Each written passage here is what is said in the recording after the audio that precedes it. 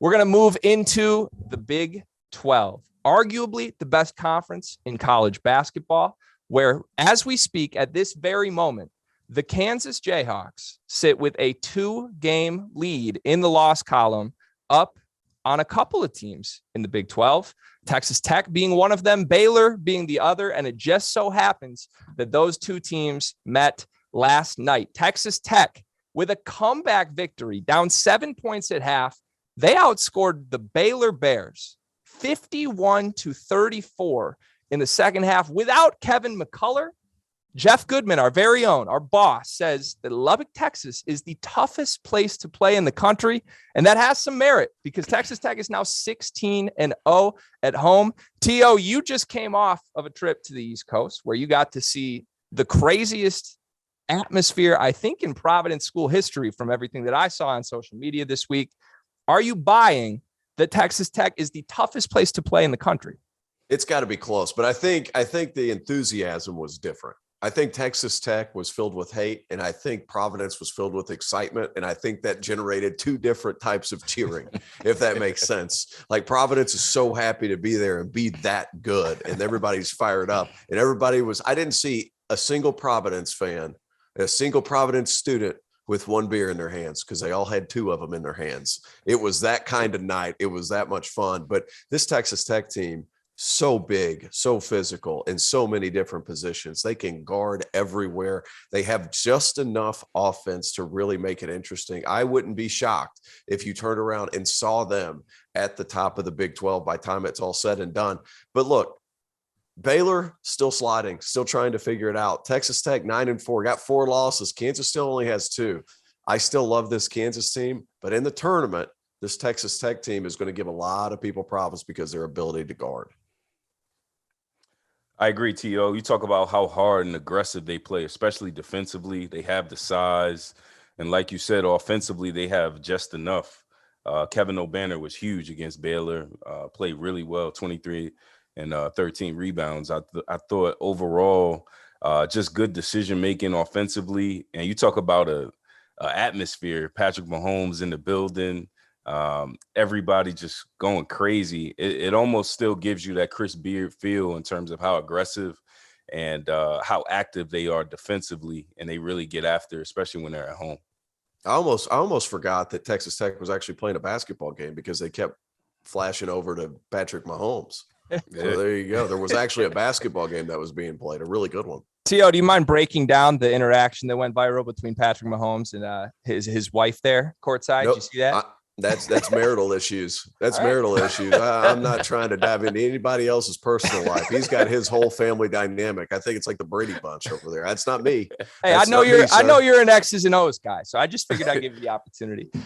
Look, I want to talk about something that stands out to me with this Texas team that I haven't heard a ton of people talk about, because when we evaluate where this Texas Tech team is at, they're third defensively in the country on KenPom today.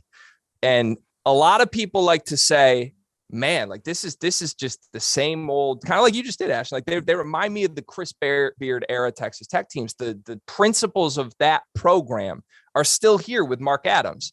And that's awesome. Like, it's not like I expected that to go away year one. But what I didn't expect is for a group in the playing rotation that consists of 4 guys in Bryson Williams, Kevin O'Banner, Davion Warren, and Adonis Arms, who are all first-year players in Texas Tech's program in this era of transfers, for Mark Adams, a first-year coach, to be able to go out and get 4 guys like that and then get them to buy in defensively into the toughness that makes us feel like this is still the Chris Beard program, just running and firing on all cylinders, is absolutely insane to me. And it's honestly part of why, when we do talk about Coach of the Year, I would have to put Mark Adams a little bit ahead of a guy who, like you said, T.O., his cupboard was not bare going into the season. I think you could argue Mark Adams' cupboard kind of was bare going into this season. So, Ashton, with all that said, do you buy Texas Tech as a national title contender? Because it does still feel like there's a little bit of a bar for them to jump additionally ahead of what we've seen this year with the solid defense alone. I don't buy him as a title contender. For them to do that, I would think someone like a Terrence Shannon would need to step up This is a guy who was, projected as a first-round pick at one point. Obviously, he's not the best offensive guy, but I don't think they have that one guy that can get a bucket anytime, any place. And when you talk about March Madness, conference tournament, NCAA tournament, especially late shot clock, you need a guy that could get you a bucket at any point, anytime. And I think that's one thing they're missing. Their defense will get them there. They play really hard. They play aggressive, and that travels. But overall, offensively, I just think you need a playmaker that can get guys easy shots and that could get himself a shot as well. And you know what kills me about that? And I'll come to you next because I'm cutting you off here. But what kills me, and I don't want to diss on anyone's transfer decisions because I'm pro transfer. Go where you need to go. Make the decision that's right for you. But that guy could have been Kyler Edwards, who's now averaging 16 points a game for a Houston team, which, don't get me wrong, Houston is a title contender. If they get hot, I'm not saying they can't do it. They're a very good team. But man, if you kept Kyler Edwards on this team with everything else they got, I think this team would be a top 5 team in the country right now. Well, I'm going to disagree with a little bit of what Ashton said, because Terrence Shannon, I feel like, can be that guy. Maybe not creating for somebody else, but he's somebody that at the end of the shot clock might be able to get something for you. But here's the thing too, over the past few weeks, treading back into the beginning of January, he hasn't been overly aggressive. One thing that is promising in my mind is the fact that he got up 14 shots today.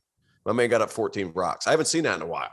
He's somebody that can create shots for himself. It's a team that relies a lot on ball movement. O'Banner needs the ball to move in order for him to score, and he can score at a high level. He's shown that he could do that not only at Texas Tech, but at Oral Roberts as well. But Terrence Shannon Jr. is a guy that can create for himself.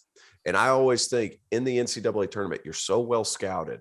Everybody knows exactly what you're going to run. It comes down to individual talent. That's the reason I say next level talent, high level talent matters in the NCAA tournament, especially when you get to the second weekend. That's when coaching really picks up. And that's when it doesn't pick up, but you get what I'm saying? Like the scouting of what you're going to do is much more noticeable. You need guys that can make plays. Terrence Shannon's a guy that I think can make plays for this Texas Tech team. Here's the thing. Who is it in the country that doesn't have holes on their team? There's something with every team. There's probably 10 teams that can legitimately win 6 games in a row. I think Texas Tech is one of those teams because of how they guard. And if Terrence Shannon really comes along, continues to be aggressive and ups his efficiency a little bit, this is a team you can watch out for. And hey, look, it's not Chris Beard's Texas Tech team. It's not. It's Mark Adams' Texas Tech team. Mark Adams was on staff the whole time Chris Beard was there. Wow. And only one program still going. And they continue to get the same kind of guy that they had when Beard was there. I wonder whose fault that was. And the big knock on Mark Adams was, is he going to be able to recruit? Transfer portal changes that, boys. It changes that. Because now you're not recruiting high school seniors that are all enamored with the glitz and the glamour. You're recruiting transfers that know what it takes to be good college players. And if you get the right guys, you only got to recruit them for 2 weeks. Mark Adams has got the right guys in place at Texas Tech. That was an Eminem at the Super Bowl halftime show level rhyme with enamored with the glitz and the glamour. I just have to give you kudos for that. That was high level stuff, my friend. You can call me a beardless Eminem. A beardless there Eminem. we go.